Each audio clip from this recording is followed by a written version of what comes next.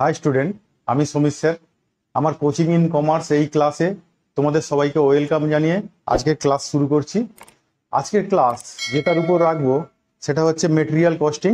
তোমাদের কস্ট অ্যাকাউন্টিংয়ের একটা চ্যাপ্টার যেটা হচ্ছে মেটেরিয়ালস। সেই মেটেরিয়ালস কস্টিংয়ের আজকে সেকেন্ড ক্লাস।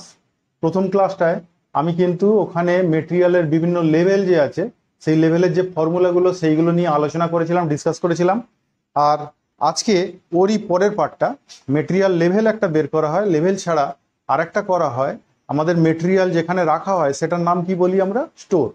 এই স্টোরে যে স্টোর কিপার থাকে, আমরা মেটেরিয়াল যখন পারচেস করি সেইখানে স্টোরে মেটেরিয়ালগুলো এন্ট্রি করে, তারপরে স্টোর থেকে আবার দেখা যায় প্রোডাকশানে মেটেরিয়ালগুলো আস্তে আস্তে চলে যায়। তাহলে এই যে মেটেরিয়ালটা স্টোরে যে হিসাবটা রাখে সে হচ্ছে স্টোর কিপার, তার দায়িত্বে সমস্ত কিছু থাকে। এই স্টোর কিপার কি করে, কতটা মেটেরিয়াল এলো, কতটা প্রোডাকশানে চলে গেল, কতটা পড়ে আছে, এই সমস্ত হিসাব সে একটা লেজারের সাহায্যে রাখে, যে লেজারটাকে আমরা বলি স্টোর লেজার। এই স্টোর লেজার যখন মেনটেন করা হয় বিভিন্ন ক্ষেত্রে বিভিন্ন রকম গুডসের তাদের নেচার অনুযায়ী আমরা স্টোর লেজারকেও কিন্তু ডিফারেন্ট ডিফারেন্ট মেথডে আমরা স্টোর লেজারটাকে বানাই। ধরো কিছু কিছু মেটেরিয়াল আছে যেগুলো পচনশীল, যেগুলো খুব তাড়াতাড়ি ওয়েস্টেজ হয়ে যায়।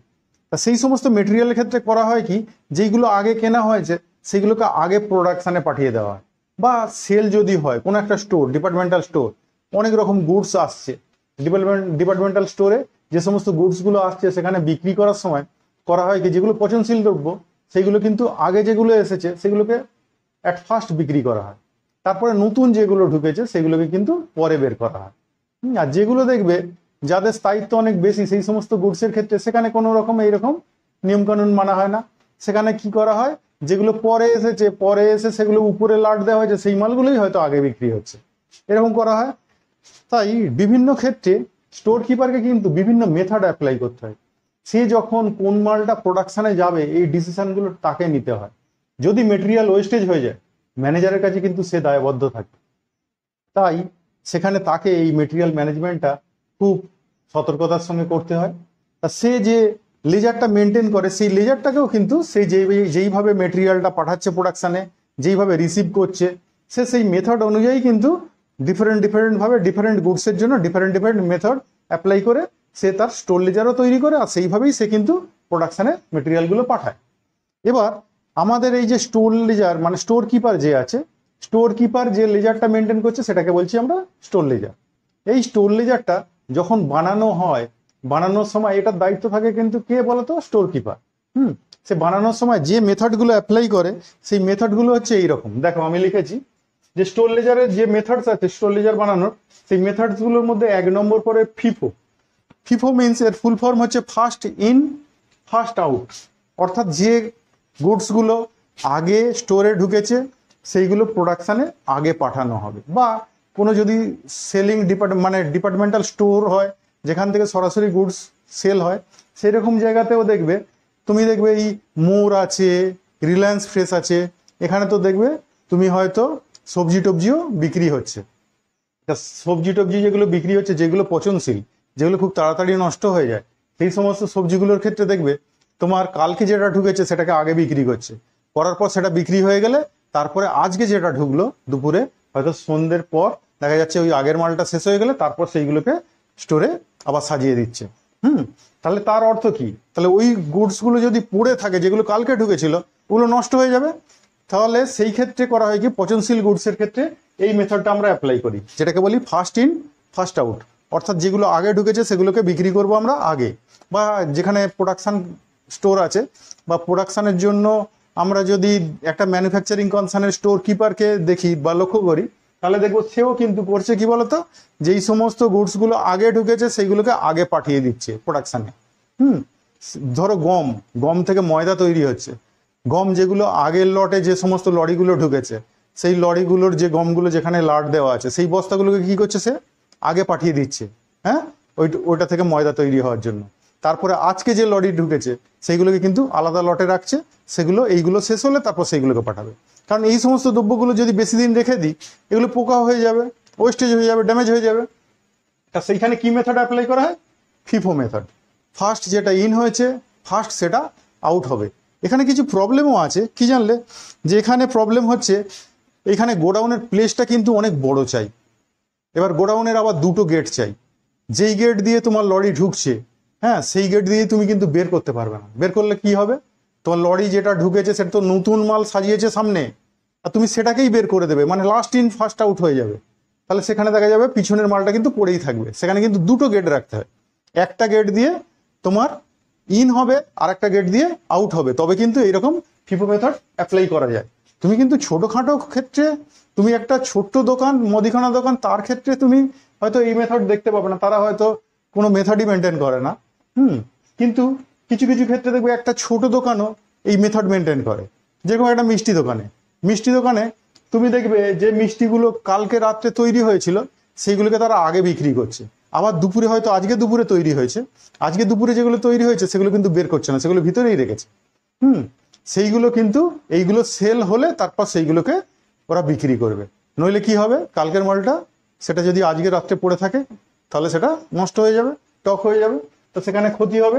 সেই জন্য তারাও দেখবে এই ফিফো মেথড হয়তো মেনটেন করে, তারা এই মেথডটা জানেই না, কিন্তু তারা কিন্তু এই মেথডটা অনেক আগে থেকে, যখন ফিফো মেথডের সৃষ্টি হয়নি তখন থেকে কিন্তু যারা আনপড় গাওয়ার তাদেরও মাথায় এই বুদ্ধিটা আছে যে আমরা কিন্তু যেটা পুরানো তৈরি হয়েছে, মানে আগে তৈরি হয়েছে, সেটাকে আগে বিক্রি করবো, নইলে নষ্ট হয়ে যাবে। তারা কিন্তু এই মেথড আগে থেকেই জানে। পরবর্তী সময়ে এই মেথড হয়তো এসেছে আমাদের ম্যানেজমেন্টে বা কস্টিং এসেছে যখন, তারপরে এই মেথড আবিষ্কার হয়েছে, কিন্তু এই মেথড মানুষ আগে থেকেই জানে বা অ্যাপ্লাই করে। আবার দেখো, এই ফিফো মেথডের পরে আমরা যেটা লিখেছি সেটা হচ্ছে লিফো মেথড। এই লিফো মেথড হচ্ছে যে এই মেথডে করা হয় কি, যেটা লাস্টে ঢুকেছে, যে সমস্ত মালগুলো লাস্টে ঢুকলো সেটাকে আগে প্রোডাকশানে পাঠিয়ে দেওয়া হচ্ছে বা বিক্রি করে দেওয়া হচ্ছে। তাই এই রকম করা যায় কোনগুলো, যে মালগুলো অতি সহজে নষ্ট হয়ে যায় না, যার লংজিভিটি অনেক বেশি, যার স্থায়িত্ব অনেক বেশি, সেই সমস্ত গুডসের ক্ষেত্রে এই লিফো মেথড অ্যাপ্লাই করা হয়। তুমি দেখবে একটা বিল্ডার্সের দোকানে তুমি দেখবে দু রকম ক্যাটাগরির গুডস আছে। একটা তাড়াতাড়ি নষ্ট হয়ে যায়, যেটা হচ্ছে সিমেন্ট, বেশি দিন রাখলে জমে যাবে। আর একটা গুডস আছে কিন্তু যেগুলো নষ্ট হয় না, যেরকম স্টোন চিপ, হ্যাঁ, যেরকম ইট। তারা কিন্তু ইট সাজিয়ে রেখেছে, যখন লরিগুলো যখন আসছে না তাকে সাপ্লাই দিতে, তারা কি করছে, যে ইটগুলো আছে তার সামনে সামনে সাজিয়ে দিয়ে চলে যাচ্ছে। তারপরে সে যখন বিক্রি করছে, যে লোকেরা কিনতে এসছে, 2 ভ্যান 4 ভ্যান তাদের ইট লাগবে, তাদেরকে কিন্তু বিক্রি করছে ওই যে মালটা হয়তো সকালে সাজিয়ে দিয়ে গেল সেই মালটাই বিক্রি করছে, পিছনেরটা পড়েই আছে। তাদের কি ব্যাপার হয় বলতো, স্পেসটা অনেক ছোট, যে তুলনায় তারা যেভাবে কারবার করে সেই তুলনায় হয়তো স্পেস ছোট, তার মধ্যে সে একদিক থেকে সাজিয়ে আর একদিক থেকে ইট তুলতে পারবে না, তার জন্য অনেক বড় স্পেস লাগবে। সেই জন্য, আর এই ইট তো নষ্ট হবে না, তাহলে সেখানে আমার শেষে যে মালটা এসছে সেই মালটা যদি আমরা বিক্রি করি, আগের মালটা যদি পড়েই থাকে তাতে আমার কোনো যায় আসে না। স্টোন চিপ যেগুলো ফেলেছে, সেই স্টোন চিপের উপর দেখবে স্টোন চিপ কিছুটা পড়ে আছে, তারপরে আবার 1 লরি স্টোন চিপ তুমি নিয়ে নিয়েছো, তার উপরেই ঢেলে দিয়েছে। বিক্রি যখন হচ্ছে, কোথা থেকে বিক্রি হচ্ছে, উপর থেকে। তাহলে এই সমস্তগুলো যেহেতু এইগুলো পচনশীল নয়, তাহলে এই সমস্ত দ্রব্যের ক্ষেত্রে ব্যবহার করা হয় কি, লিফো মেথড ব্যবহার করলে সুবিধা কি হয়, অল্প জায়গায় কারবারটা তারা করতে পারে, নাহলে কিন্তু অনেক বেশি জায়গা লাগবে। ঠিক আছে না? তাহলে এইখানে অ্যাপ্লাই করা হয় লিফো মেথড। তাহলে লিফো মেথড কোন কোন ক্ষেত্রে ব্যবহার করা হয়, যে সমস্ত ক্ষেত্রে আমরা পচনশীল দ্রব্য নয় এইরকম দ্রব্য পাই, মানে যাদের লংজিভিটি বেশি, যারা অতি সহজে নষ্ট হবে না, সেই সমস্ত দ্রব্যের ক্ষেত্রে এই মেথড অ্যাপ্লাই করি। নেক্সট হচ্ছে একটা মেথড, যে মেথডটা সচরাচর তোমাদের এক্সামে আসে না, তবুও কিন্তু মেথডটা যখন আছে আমি শিখিয়ে দিই, যেটাকে বলা হয় হিপো মানে হচ্ছে হায়েস্ট ইন ফার্স্ট আউট। আমার ধরো 4-5 রকমের মাল ঢুকেছে আমাদের দোকানের মধ্যে, দেখলাম আমরা তার মধ্যে যেটার দাম বেশি, যে লটটার দাম বেশি, সেটাকে আগে বিক্রি করে দেবো। বিক্রি করলে কি সুবিধা হবে বলো তো, পরে যদি মার্কেট পড়ে যায় তাহলে আমাদের লস হওয়ার সম্ভাবনাটা অনেক কম। যেটা বেশি দামের মাল ঢুকেছে সেটাকে আগে বিক্রি করে দেওয়া হবে, যেটা কম দামের মাল সেটা পড়ে থাক, পরে মার্কেট পড়ে গেলেও তাতে লস হবে না। কিন্তু যদি আমরা বেশি দামে যে মালগুলো উঠিয়েছি সেইগুলো যদি হঠাৎ করে মার্কেট পড়ে যায় তাহলে সেখানে লস হয়ে যাবে। তাহলে এখানে হিপো মেথডে মাল বিক্রি করা মানে হচ্ছে যেটা হায়েস্ট দামে যেটা এসেছে সেটাকে আগে বিক্রি করে দেব। বিক্রি করে দিলে আমাদের রিস্ক অনেকটা কমে যাবে। এই মেথডটাকে বলা হয় শর্টকাটে হিপো। আর একটা মেথড আছে সিম্পল অ্যাভারেজ। মানে কিছু কিছু দ্রব্য আছে সেইগুলোকে না আলাদা করা যায় না। তুমি যখন আলাদা করতে পারবে না, পরপর লট অনুযায়ী সাজিয়ে রাখতে পারবে না, বা সাজিয়ে রাখতে গেলে বিশাল জায়গা লাগবে, তার হিসাব করাও মুশকিল হয়ে যায়। সেই সমস্ত দ্রব্যের ক্ষেত্রে করা হয় কি, এই সিম্পল অ্যাভারেজ বা ওয়েটেড অ্যাভারেজ অ্যাপ্লাই করা হয়। তুমি ধরে নাও না, মেবি তুমি ধরো সাপোজ এমন কিছু কিছু জায়গা আছে যেই সমস্ত জায়গায় তুমি ধরো ওই আমি বলছি ময়দার যে সমস্ত মিল আছে বা আটার যে সমস্ত মিল আছে, সেখানে দেখা গেল 1 লরি গম ঢুকেছে, যেটার দাম হয়তো ছিল, যে দাম ছিল হয়তো 1 লরি গম ঢুকেছে, সেটা 20 টাকা দামের গম। দেখা গেল একদিন হপারে যে গমটা ঢালছে সেটা একসঙ্গে 5-6 লরি। তাহলে কি ওই কোম্পানি 1 লরির আটাটা আগে করে নিয়ে তারপরে আরো 4 লরি যেটা বেশি দামে ঢুকেছে, হয়তো 25 টাকা দামে গম ঢুকেছে তারপরের লরিগুলো, তাহলে সেই 25 টাকা দামের গমটা কি তারপরে করবে? সেখানে দেখা যাবে একবারে হপারে চাপিয়ে দেওয়ার পর তারপরে আবার হপারটাকে খালি করে আবার বস্তাবন্দি করে সমস্ত আটাগুলো বের করতে সেখানে লেবাররাও দেখা যাবে বিরক্ত হবে, যে বারবার বন্ধ করতে হচ্ছে মেশিন, বারবার এইগুলোকে কমপ্লিট করতে হচ্ছে, আলাদাভাবে সাজাতে হচ্ছে, সেখানে প্রবলেম হয়ে যায়। তারা কি করবে, লেবাররা একসাথে, আমাদের যদি 5 লরি গম একসাথে হপারে ধরে, পুরানো লরি আছে 1 লরির গম আর নতুন লরি এসছে 4 লরি গম, তাহলে পুরোটাই তারা ঢেলে দেয়, তারা কিন্তু আলাদা করে না, তা মিশে গেল। তো তুমি কি করে আলাদা করবে যে কোনটা কোন রেটের মাল? তাহলে সেইখানে এই দুটো অ্যাভারেজ মেথড অ্যাপ্লাই করা হয়, হয় সিম্পল অ্যাভারেজ নইলে ওয়েটেড অ্যাভারেজ। এই সিম্পল অ্যাভারেজ হচ্ছে, সিম্পল অ্যাভারেজ মানে দামের অ্যাভারেজ, শুধু অনলি দামের অ্যাভারেজ। ধরো আমরা 20 টাকা রেটের গম তুলেছিলাম, নতুন রেটের যে গমটা এসছে 25 টাকা, তাহলে দুটোকে আমরা কি করব, প্লাস করে দেব, করলে 45 টাকা, তার অ্যাভারেজ কত, 22 টাকা 50। তাহলে আমরা যখন ওই আটাটার কস্ট হিসাব করব তখন কত করে ধরবো, আটাটার কস্ট 22 টাকা 50 করে, ঠিক আছে? সেটাকে বলা হয় সিম্পল অ্যাভারেজ। আরেকটা করা হয় ওয়েটেড অ্যাভারেজ। ওয়েটেড অ্যাভারেজ হচ্ছে এই মেথডে করা হয় কি, ওয়েট দিয়ে কিন্তু আমরা এখানে ডিভাইড করে আমরা রেট বের করব। ধরো 4 লরি গম, সেখানে 400 বস্তা ছিল, তাহলে 400 বস্তা সেখানে গমের দাম ছিল পার কেজি 25 টাকা কেজি, সেখানে 400 বস্তায় মেবি আমি আন্দাজে বলছি 1000 কেজি গম ছিল, তাহলে 1000 কেজি গম সেখানে হয়তো 25 টাকা করে, আমাদের 1000 কেজি গমের দাম 25 টাকা করে, মানে 25,000 টাকা। আর যেটা আগের ছিল সেটা হতো 100 কেজি গম, যেটা 20 টাকা করে ছিল, তাহলে 100 কেজি গম 20 টাকা করে, 100 কেজি গম 20 টাকা করে হলে কত হবে, 2000 টাকা। 2000 টাকা, তাহলে আগে 25,000 টাকা, 25,000 টাকা আর এখন 2000 টাকা, তাহলে মোট কত হলো, 27,000 টাকা। আমাদের গমের পরিমাণ কত, আগে 1000 কেজি আর এখন 100 কেজি, তাহলে 1100 কেজি। তাহলে 1100 কেজির মোট কস্ট হচ্ছে 27,000 টাকা। তাহলে আমাদের 1 কেজির কস্ট কত, তাহলে আমরা কি করব, টোটাল কস্টকে 1100 দিয়ে ডিভাইড করব, করলে যেটা পাবো সেটা হচ্ছে অ্যাভারেজ। কিন্তু সেটা ওয়েট দিয়ে ভাগ করে আমরা অ্যাভারেজটা পেয়েছি, সেই জন্য এর নাম হচ্ছে ওয়েটেড অ্যাভারেজ।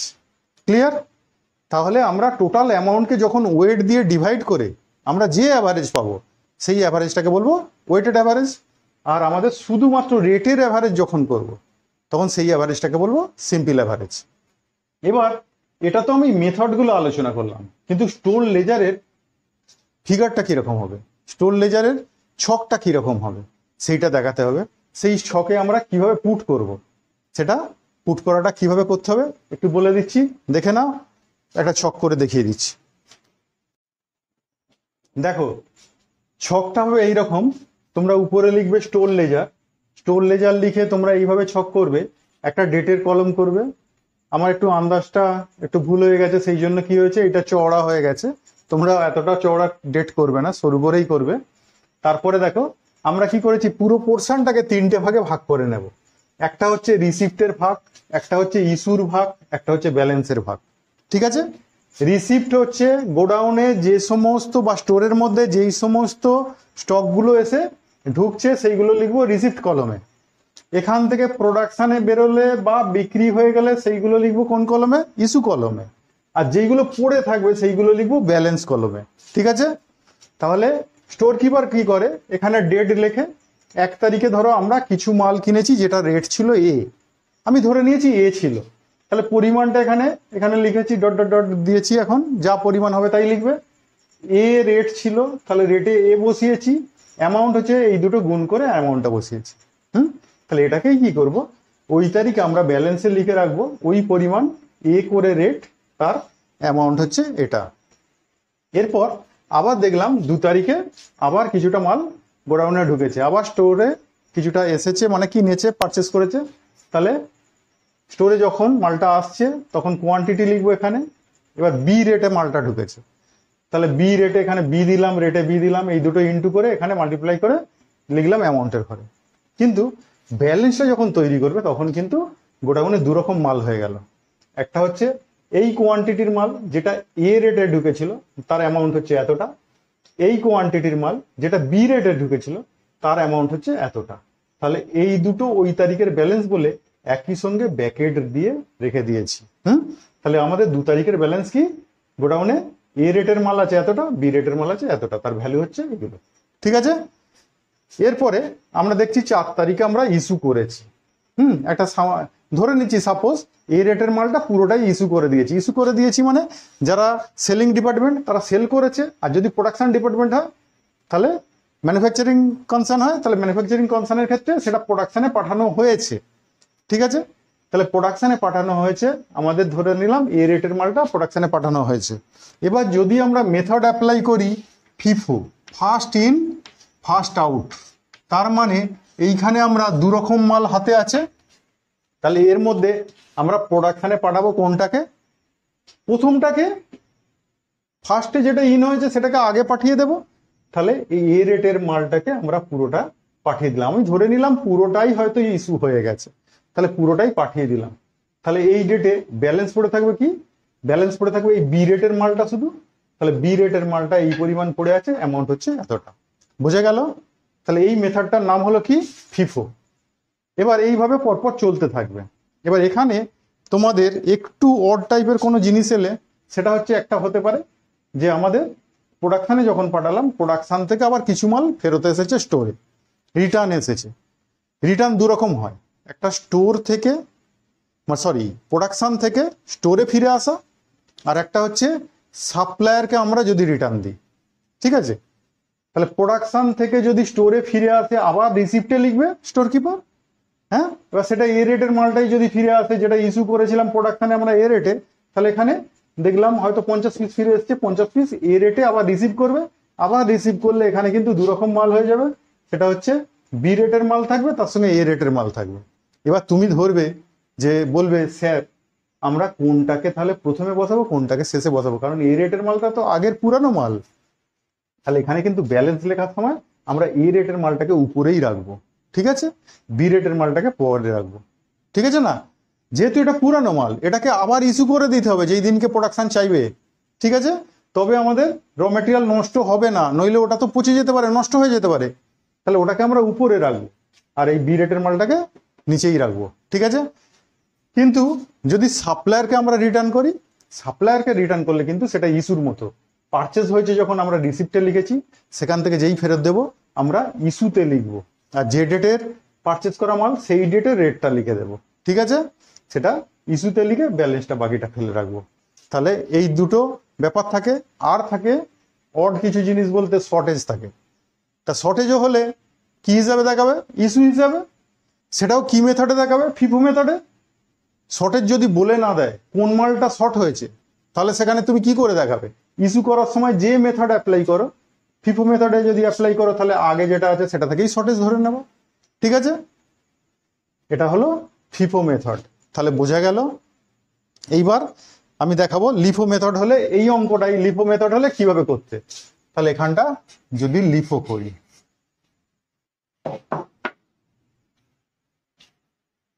দেখো লিফো হলে এই ইস্যুর ক্ষেত্রেই হচ্ছে তোমার প্রবলেমটা হবে। ইস্যুর ক্ষেত্রে কিন্তু আমরা যখন ইস্যু করব তখন কিন্তু এইখানে দেখছি আমাদের হাতে যেই ডেটে ইস্যু করছি তার আগের ডেটে আমাদের হাতে 2 রকম প্রোডাক্ট আছে, একটা এ রেটের আর একটা বি রেটের। আমরা যদি লিফো মেথডে ইস্যু করি তাহলে কোনটাকে ইস্যু করব, এই বি রেটেরটাকে। তাহলে বি রেটেরটা ইস্যু করলাম, ধরে নিলাম পুরোটাই ইস্যু করে দিয়েছি, তাহলে বি রেটেরটা পুরোটা চলে গেছে। তাহলে এখানে যেটা ব্যালেন্স পড়ে থাকবে কোন রেটের মালটা পড়ে থাকবে, এ রেটের মালটা।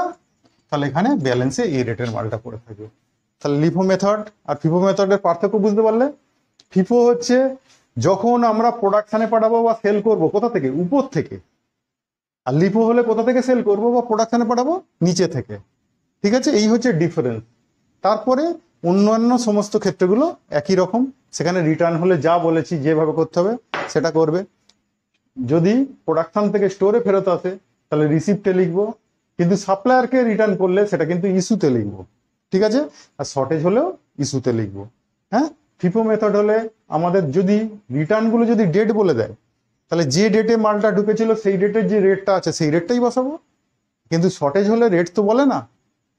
সেখানে কিন্তু ফিফো মেথডের সময় শর্টেজটা ধরবো কোথা থেকে? উপর থেকে। আর লিপো মেথড হলে শর্টেজটা কোথা থেকে ধরবো? নিচে থেকে। ব্যাস, তাহলে দুটো মেথড বোঝা গেল। এবার সিম্পল অ্যাভারেজ হলে কি করব? দেখো, এটাকে যদি আচ্ছা হিপো যদি হয়, হিপো হলে এখানে কিন্তু এই a rate R B rate, এই এ রেট আর বি রেটের মধ্যে হিপো মেথড যদি করতাম এটাকে, তাহলে এর মধ্যে যেটার হাইয়েস্ট দাম, যেটার দাম বেশি সেটাকে আগে ইস্যু করে দিতাম, ঠিক আছে? যেটার দাম বেশি সেটাকে আগে বিক্রি করব, তাই না? যেগুলোর কম দাম সেগুলো পড়ে থাকলেও যায় আসে না। তাহলে হিপো মেথড হলে কিন্তু বেশি দামেরটা আগে বিক্রি করা হবে। নেক্সট, এবার সিম্পল অ্যাভারেজ। সিম্পল অ্যাভারেজ হচ্ছে এইরকম, দেখো এখানটা খালি পাল্টে দিই।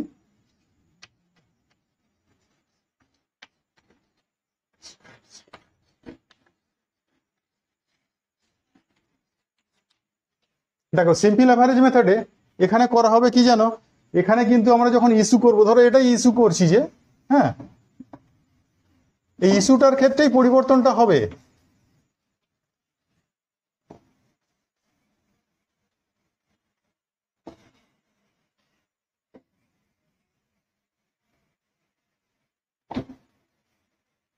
দেখো কি করব, দেখো আমরা যখন এ রেটের একটা প্রোডাক্ট কিনেছি তার পরের ডেটে আবার বি রেটের আর একটা প্রোডাক্ট কিনেছি, এখানে কিন্তু কি করবো বলতো? সিম্পল অ্যাভারেজ মেথডে এই কোয়ান্টিটির সঙ্গে কোয়ান্টিটি যোগ করে দেবো, দুটো কোয়ান্টিটি একসঙ্গে জুড়ে দেবো, রেটে কিছু বসাবো না, আর দুটো অ্যামাউন্টের সঙ্গে একসঙ্গে যোগ করে দেবো।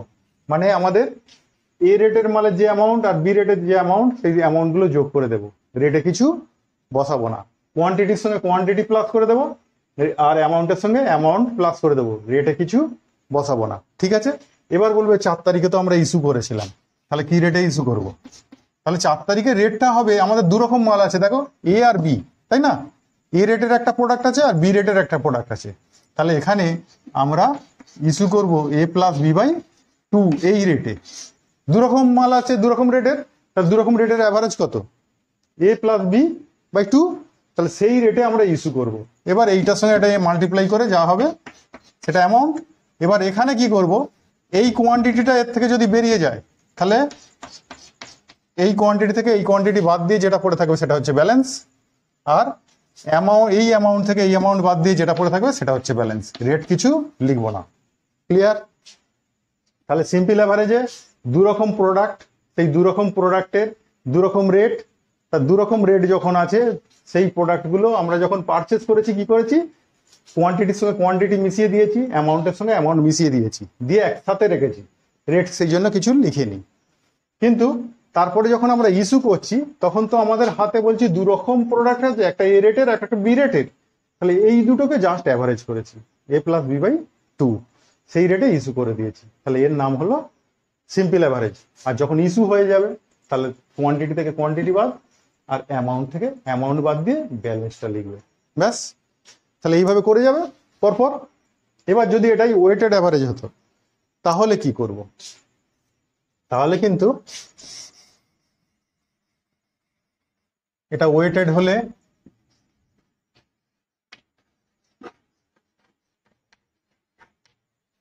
দেখো, ওয়েটেড অ্যাভারেজ হলে সেখানে আমরা কি করতাম? এই যে ইস্যুটা করব না, এ প্লাস বি বাই 2 দিয়ে না, এখানে কি করব? আমাদের ধরো এ রেটের একটা প্রোডাক্ট আছে, এতটা কোয়ান্টিটি এতটা অ্যামাউন্ট, বি রেটের প্রোডাক্টটা এসে এর সঙ্গে প্লাস হয়ে গেল, কোয়ান্টিটির সঙ্গে কোয়ান্টিটি যোগ, অ্যামাউন্টের সঙ্গে অ্যামাউন্ট যোগ। এইবার এই অ্যামাউন্টটাকে এই কোয়ান্টিটি দিয়ে ডিভাইড করব, ডিভাইড করে এখানে একটা কিন্তু রেট বের করব। যেহেতু ওয়েট দিয়ে ডিভাইড করে রেটটা বের করছি সেই জন্য ওইটার নাম হচ্ছে ওয়েটেড অ্যাভারেজ। টোটাল অ্যামাউন্টকে ওয়েট দিয়ে, টোটাল ওয়েট দিয়ে ডিভাইড করব, ডিভাইড করে যে রেটটা হবে সেটাই হবে ওয়েটেড অ্যাভারেজ রেট। এবার যদি ইস্যু করি ওই রেটে ইস্যু করব, ক্লিয়ার?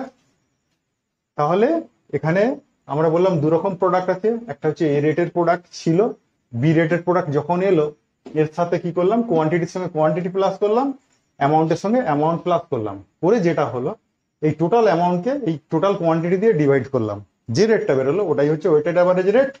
ওই রেটে আমরা কি করব, ইস্যু করব। ইস্যুটা ওই রেটে করলে এখানে ওইটা দিয়ে মাল্টিপ্লাই করে এখানে বসিয়ে দেবো। আর যেটা পড়েও থাকবে সেটা হচ্ছে কোয়ান্টিটি লিখলাম, রেটও দেখবে এই একই থাকবে, ওই রেটটাই থাকবে, কারণ ওই রেটেই ছিল, ইস্যুও হয়েছে ওই রেটে, তাহলে পড়েও আছে যেটা ওই রেটেই থাকবে। যতক্ষণ না নতুন আবার নতুন দামের কোনো কিছু ঢুকছে ততক্ষণ কিন্তু ওই রেটটার পরিবর্তন ঘটবে না। যেই নতুন আবার আসবে তখন নতুন এলে সেটা কোয়ান্টিটির সঙ্গে কোয়ান্টিটি জুড়ে দেবো, অ্যামাউন্টের সঙ্গে অ্যামাউন্ট জুড়ে দেবো, সেই অ্যামাউন্টকে আবার এই টোটাল নতুন কোয়ান্টিটি দিয়ে ভাগ করে আমরা বের করব নতুন ওয়েটেড অ্যাভারেজ রেটটা। তারপরের ডেটে ইস্যু হলে সেই রেটে ইস্যু হবে। ঠিক আছে, তাহলে যতবার পারচেজ হবে, যতবার স্টোরে রিসিপ্ট হবে, ততবার কিন্তু রেট চেঞ্জ হয়ে হয়ে যাবে যদি ডিফারেন্ট ডিফারেন্ট রেটে আমরা পারচেজ করি। তাহলে এর নাম হচ্ছে ওয়েটেড অ্যাভারেজ। এবার দেখো এইখানে তো আমি কোয়ান্টিটি আর এ সমস্ত না বসিয়ে করছি, সেই জন্য হয়তো বুঝতে একটু অসুবিধা হতে পারে, কিন্তু যখন আমরা অঙ্ক করব, যখন কোয়ান্টিটি পাবে, রেট পাবে, অ্যামাউন্ট পাবে, দেখবে কোনো ব্যাপার না, একদিনে তোমরা 5টা মেথডই শিখে যাবে। এবং 5টা মেথড একদিনে, ওই ধরো হার্ডলি তোমরা যদি 2 ঘন্টা সময় দাও, এই স্টোর লেজার কমপ্লিট করে ফেলবে। তাহলে মোটামুটি ধরো ফর্মুলা দিয়ে দিলাম। এর পরের ক্লাসে আমি কিন্তু অঙ্ক দেখাবো, সেখানে লেভেল অফ মেটেরিয়াল যেগুলো দেখিয়েছিলাম, যে ফর্মুলাগুলো বুঝিয়েছিলাম, তার অঙ্কগুলো কিছু প্রথমে করে দেব, তারপরে আমি এই স্টোর লেজার দেখাবো। স্টোর লেজার কিন্তু একটা দুটো ক্লাস লাগে, একটা দুটো ক্লাসেই কমপ্লিট হয়ে যায়। স্টোর লেজারে হ্যাবাক কিছু নেই, কিন্তু ওই লেভেল অফ মেটেরিয়াল ওখানে কিছু কিছু ক্রিটিক্যাল ব্যাপার আছে, সেগুলো বুঝিয়ে দেব, কিছু অঙ্ক করে দেব। পরের ক্লাসে ওই লেভেল অফ মেটেরিয়াল নিয়ে ক্লাস করাবো, যেখানে প্রবলেম সলিউশন করাবো। আর যারা এর আগের ক্লাসটা দেখোনি, ওই লেভেল অফ মেটেরিয়ালের যে সমস্ত ফর্মুলাগুলো বুঝিয়েছিলাম ওই ক্লাসটা দেখে নেবে, দেখে নিলে সুবিধা হবে পরের ক্লাসে অঙ্কগুলো ধরতে। ঠিক আছে, আজকের মতো এইটুকুই। আমার ক্লাস যদি ভালো লাগে অবশ্যই চ্যানেলটি সাবস্ক্রাইব করো, তার সাথে সাথে লাইক কমেন্ট করতে ভুলো না।